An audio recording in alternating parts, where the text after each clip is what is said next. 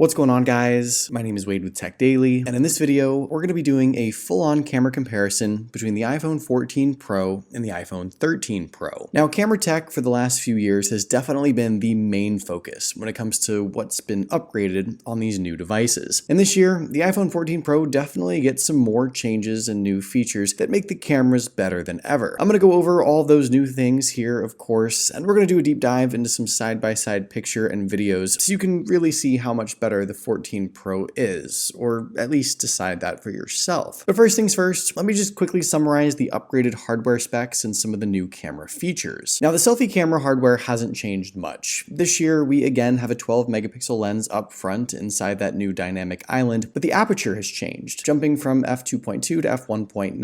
And alongside improved software and image processing, that means that selfie cameras should look better, brighter at least, with improved dynamic range, and selfie videos, with the help of some extra stabilization, should see some improvements as well. Around back, we get some more significant hardware changes. The big one is the main lens. The iPhone 14 Pro now packs a massive 48 megapixel main shooter with an f1.8 aperture. Last year, it was a 12 megapixel lens. We also have seemingly the same 12 megapixel 3x optical zoom telephoto lens as before, though with some new capabilities, and a 12 megapixel 120 degree ultra wide lens, which according to the spec sheet may have also changed a little with just a different aperture and sensor size. Inside the camera app, the hardware changes allow for some additional new shooting modes, including a 48 megapixel Pro RAW option, which should give you some crazy detailed images compared to the standard 12 megapixel mode. On the software side of things, Apple has introduced a kind of enhanced video stabilization on the 14 Pro, which could steady your shot even if you're running. The phone also utilizes the telephoto and macro shooting modes a bit differently. There's shortcuts to 2x zoom for standard pics and portrait pics now. The macro mode itself is a bit less finicky. The big thing Apple worked on, which I feel like they do every year, is low light and night mode pictures, which in my experience is the most noticeable improvement. I captured some crazy night sky pictures in Grand Teton with this phone. The other camera change I should mention, and this is an annoying one, the actual camera bump itself around back is, I guess, bigger. It's wider by a few millimeters, and that means your old iPhone 13 Pro case won't fit on the new 14 Pro. That's okay though, because Pitaka has some great new cases and accessories for the iPhone 14 Pro, and they were also kind enough to sponsor this video. Pitaka's cases are ultra thin and light, but they're made from a tough aramid fiber material that keeps your phone protected. That crisscross pattern is the actual woven nylon fibers of the case created by Fusion Weaving. These two are Pitaka's newest MagEasy Case 3s, and they're designed to be paired with Apple's MagSafe products or Pitaka's own magnetic accessories. Compared to the previous MagEasy 2 cases, the new ones are 33% thinner and 27% lighter thanks to their MagSafe Slimboard technology, a combination of special magnets and resin. For as thin as they are, that MagSafe connection is still strong. Pitaka also launched their MagEasy Case Pro 3 with the same aramid fiber construction, slim design, and MagSafe compatibility, but with extra TPU material integrated all around, built-in air pockets to help during an impact, and a soft inner liner. Pitaka's cases are protective without being bulky. They're precisely made to cover all the important corners and edges, and there's even some extra protection for the camera. By the way, Pitaka is also eco-friendly. Their packaging, called Sweet Boxes, are 100% biodegradable and reusable. Pitaka has been in the game for a while, and they have an awesome lineup of cases and accessories. Check out all these products linked down below in the video description, and thanks so much again to Pitaka for sponsoring this video. So let's jump right into some side-by-side picture samples now, and to start, here is what the selfie camera looks like on each phone. Now, like I mentioned at the start, the selfie camera overall didn't change much with the iPhone 14 Pro, though I think you can still pick out some differences in the images. The color, for one, is quite different. The 13 Pro is warmer, more of a yellow tone, and a bit more oversaturated, perhaps beyond what looks natural. The 14 Pro on the right is cooler, more even, less punchy, and I think more accurately represents the colors, especially with my skin tone. When we zoom in a bit, you may be able to tell that the 14 Pro does capture a tiny bit more detail. I think that mainly has to do with a better chipset in the phone, the A16 Bionic, and how Apple processes images. It's not a huge difference, obviously, but a difference nonetheless. With a portrait pic, these images to me look quite a bit closer. Still, the 13 Pro is a bit more colorful. My skin tone is still more orangey, though maybe to a lesser extent. The important bits here, though, are the detail and the separation between the subject and the background. Now, I do think the 14 Pro on the right did a slightly better job finding the edges and keeping all of me in focus, especially around my head and my hair. And again, looking very closely, you can probably see a little more detail in my face on the the 14 Pro. But honestly, I don't think these differences are significant enough. When it comes to the rear lens setup, there's actually a couple of things to take into consideration here. Now, I think for a vast majority of people, they're likely gonna still be taking regular old 12 megapixel pictures on the 14 Pro, just like what we had on the 13 Pro. And with that, the difference between the two phones is very minimal. From time to time, you might notice a slight variation in color or temperature between the two phones. The 13 Pro, to me, is sometimes oversaturated. The 14 Pro tends to look a little more natural, though maybe not as punchy or eye-catching. But for most regular, everyday shots in broad daylight, the difference between the two phones, surprisingly, is very little. Even when we zoom on in to try and pick out the little details, the 14 Pro might be ever so sharper, but it's not significant enough to bring out much more in any shot. So like I said, for most people who just pull out their phone and snap a pic on the default settings, I can't imagine you'd see any significant difference from last year's phone to this new 14 Pro. There is, however, the new 48 megapixel mode on the 14 Pro, and the option to enable ProRAW for pictures. Now, I don't necessarily recommend you do this for all of your shots. The file sizes alone for 48 megapixel ProRAW pics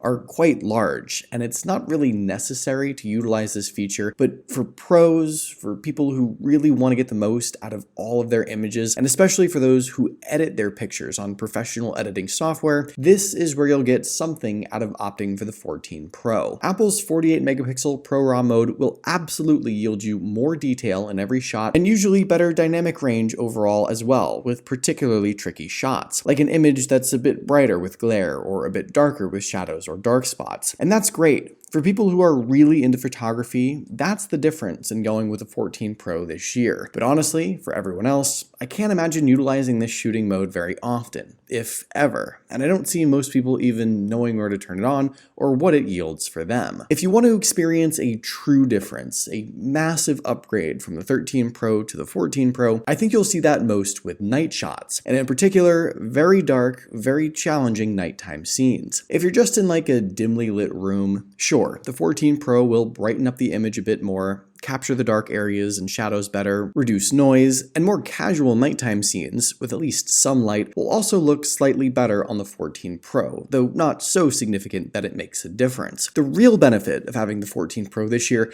comes when you want to take a picture of, say, the night sky over the Grand Tetons like I have here. Suddenly, the 14 Pro makes all the difference in the world. Now, these pictures were taken without a tripod. It isn't any fancy astrophotography, unfortunately, just the maximum night mode exposure with my cold, shaky hands. But even still, the 14 Pro does an incredible job capturing so much more light with the sky and the stars, and makes the image actually look like the night sky rather than some brownish, fuzzy, overexposed scene. I wish I had had a tripod to take full advantage of the 14 Pro's nighttime capabilities here, because I think it would have been incredible. But even without that, these pictures are incredible by themselves, and they actually do show a difference in capabilities with a new 14 Pro. One other area where the 14 Pro shows some more noticeable improvements is with the wide-angle shots. And this is especially true with darker, less than ideal conditions. I don't know that you'll see a drastic difference with a bright, outdoor, everyday shot. To me, everything about these two images looks about the same, and a vast majority of the time, the phone produces similar wide-angle images, no matter what the scene or subject is. But when you're in a dimly lit room or shooting a dark scene especially, you can actually start to see a more considerable difference. When we zoom on in, you can probably tell that the 14 Pro's wide-angle lens captures more light and brings out more detail in the shadows and dark areas than the 13 Pro. And remember, the hardware hasn't really changed between the two phones, so everything about this, I believe, has to do with image processing. Again, is this a major difference worthy of jumping to the 14 Pro? No, definitely not, but it is an improvement nonetheless, and I'm glad to see there's at least something noticeable here to consider.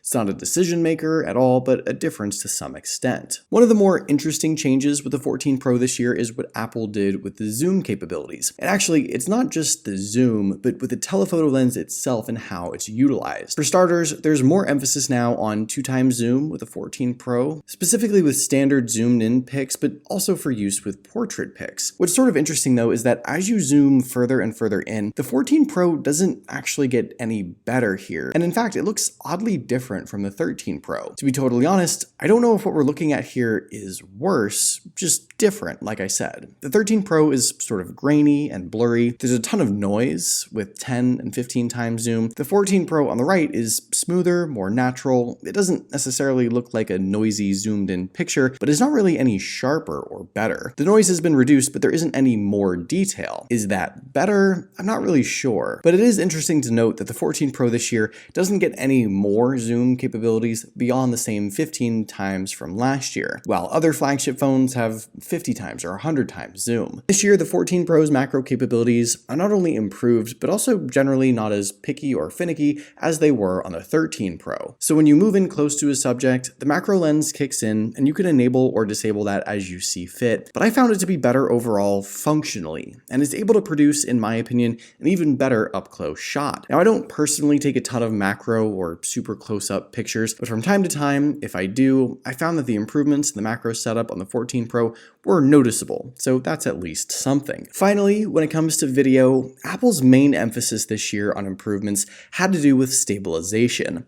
So whether you're doing a simple pan movement or jogging or running with your phone while filming, the 14 Pro should be noticeably more stable. And this is something I experienced as well. The 14 Pro was smoother, less jittery, less choppy. In general, the iPhone has always been amazing at capturing video, but the improvements here are noticeable. And between you and me, this puts the iPhone even further ahead of most Android phones when it comes to video capabilities as a whole. If I'm shooting video, I want to be using an iPhone pretty much every single time. And the subtle stabilization improvements on the 14 Pro secure Apple's place as king of smartphone video for one more year. All in all, while Apple likes to tout the 14 Pro as having major camera improvements, I don't really consider the upgrades to be as significant as they were in years past. Do you get a bit more from the 14 Pro, especially when it comes to nighttime photography and video stabilization? Yes, absolutely. But does that stuff warrant a jump up? I don't necessarily think so. But what do you guys think about the camera capabilities on the new iPhone 14 Pro? Let me know in the comments down below. I'd love to hear your thoughts, of course. Hopefully you guys did enjoy this video though. Be sure to follow Tech Daily on Twitter and subscribe to the Tech Daily YouTube channel if you haven't already, and I'll see you guys later.